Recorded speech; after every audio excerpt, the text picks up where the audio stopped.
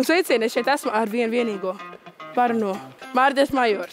Es te nosaukšu komediju Latvijas komiķus, tev būs jāpasaka, kur labāk tu izvēlies. Ak, Dievs, cik sarežģīti uzreiz jau. Interpretē, kā tu vēlies. Rudolfs Kukrāns vai Edgars Baliņš? Baliņš. Edgars Baliņš vai Jānis Kreičmans? Wow, Kreičmans, lai ir Kreits.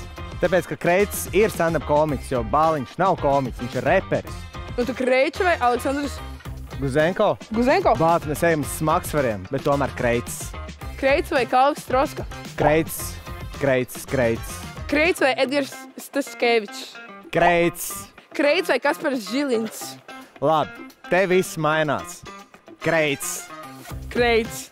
Kreits vai Kārlis Strautiņš? Otan, lai tu zini, visas atbildes būs Kreits. Kreits ir tā kā top suns. Bet ir privāts jautājums tev. Kreits vai tu?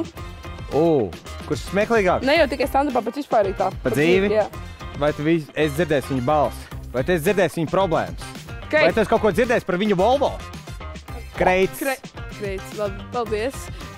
Un paldies tev. Tas arī viss? Tā.